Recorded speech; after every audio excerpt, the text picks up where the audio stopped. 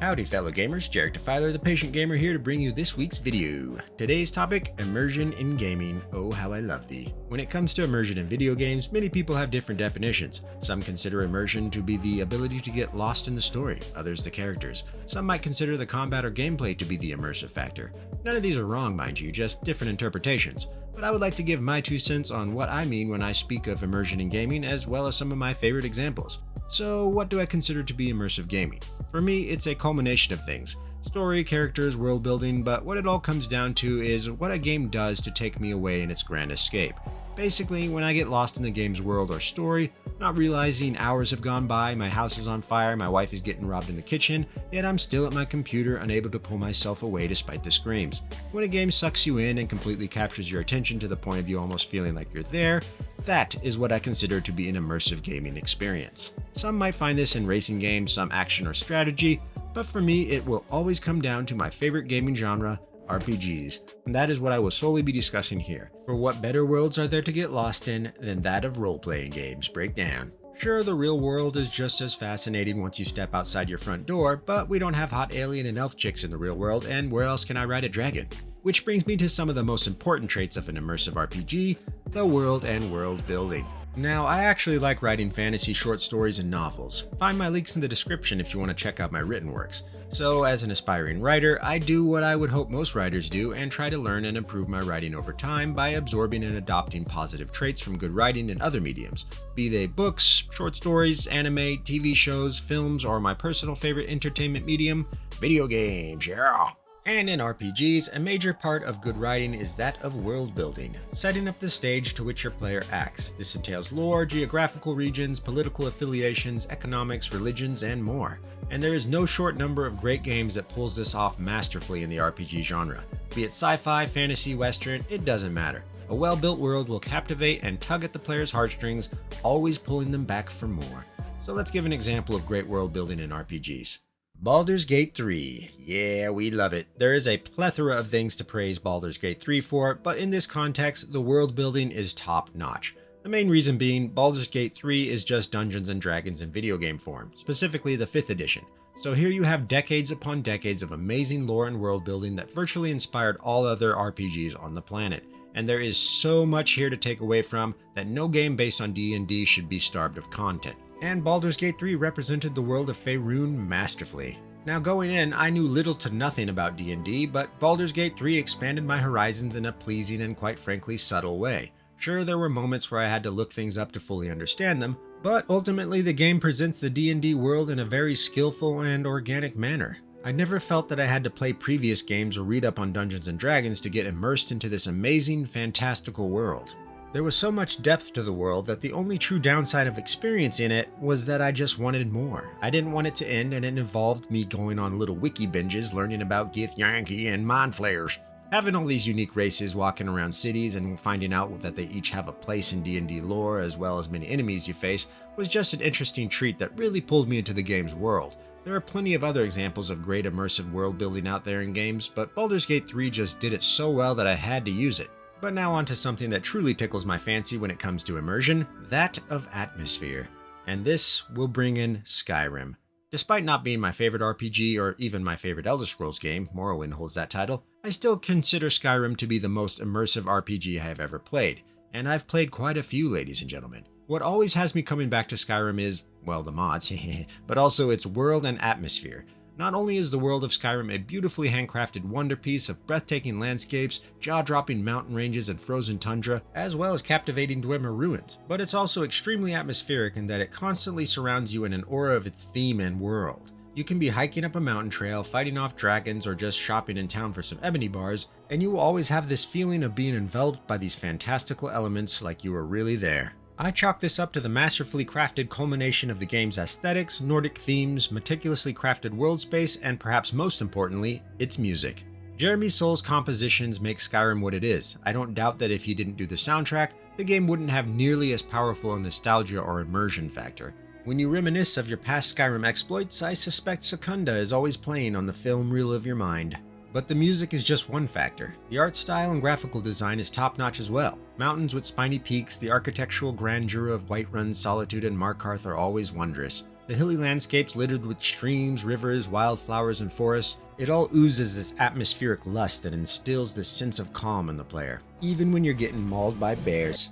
And it's all complemented by an extensive deep lore that spans across decades. Stumbling upon a Dwemer ruin, you get this feeling of wonder as you explore these giant underground structures that were built by a now extinct yet highly advanced race. Walking around the mountains, you come across shrines to Daedric princes. You may be digging around the library at the College of Winterhold and find some fascinating texts on old gods and kings. All this adds to the game's atmosphere in a way that makes it feel more real, more alive and of substance. This wasn't something created in a CW writer's room for the next failed DC Comics live-action show. No, this is something that was built up over years and carefully crafted to fit a cold, harsh Nordic environment that just sucks you in and makes it the most immersive RPG experience that I have ever had.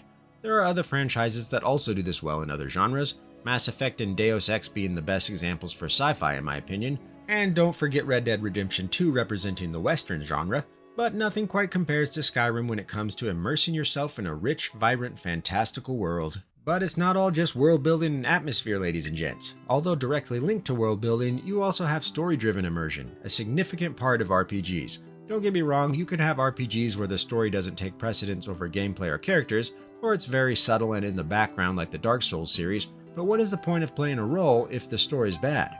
And there's plenty of great stories and games to choose from.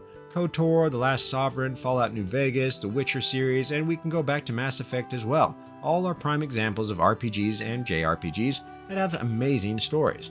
There's plenty out there that are supposed to be just as amazing, but I haven't played them yet, such as Disco Elysium or Pillars of Eternity, but I'll get around to them one day. Anywho, where world building is the stage, the story is, well, just that, presenting a gripping narrative and reason to be playing outside of just smashing baddies. What drives the player? What keeps them progressing besides just leveling their characters? Why do they feel they need to go to that village and complete that quest? The story. And a good story will pull the player in, throw a warm net of awesomeness around them, and drag them all along for the ride. Broken bones and bleeding burn marks be damned.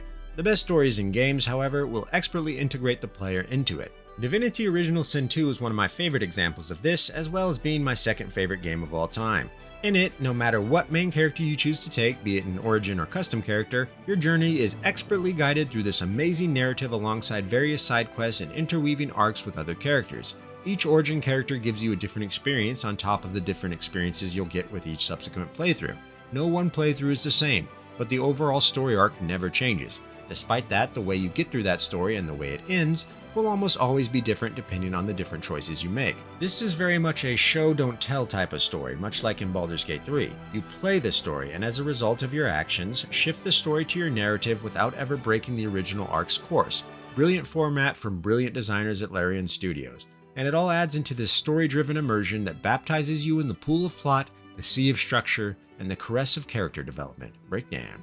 Which leads to my last immersion bullet point, characters, the actors on the stage. Characters can make or break an RPG. If the NPCs you ally with are just bland, annoying dregs, then it makes for a poor experience. But if they're interesting, unique, flawed entities that add depth to your playthrough narrative, then characters can make a game a truly immersive experience. And I can't think of a greater example than that of the Mass Effect trilogy. What made the Mass Effect trilogy my third favorite games of all time was the characters. Tali, Garrus, Jack, they all hold a special place in this patient gamer's heart, and for good reason. They grow with you. From game to game, you get to watch these characters develop, grow into essential parts of your narrative experience, and ultimately bond with them. As much as you can to pixelated code anyways. What can I say, I tend to anthropomorphize video game characters. But the relationship building with the crew of the Normandy, and those outside of it as well, is truly where Mass Effect shines. You forge friendships, make enemies, and even lovers, but each one feels like a real person. These aren't cookie-cutter templates you see in the latest Call of Duty campaign. Nope, these NPCs have depth. They have flaws, they have moral conflicts, they might not like decisions you make, thus dampening their respect for you, and depending on the choices you make, some of them might not even make it to the final game, or even the end of the first. These characters aren't just there to guide you along, open doors for you, or tell you how amazing you are. They are a significant component to your playthrough, and an emotionally immersive lightning rod that might just bring you to tears if you lose one. Outside of Divinity Original Sin 2, Baldur's Gate 3, and maybe KOTOR, I don't think any other game has had characters that had such an emotional impact on me when playing. The Mass Effect trilogy may always be my number one in that regard, with the exception of the goddess Lae'zel, long may she reign.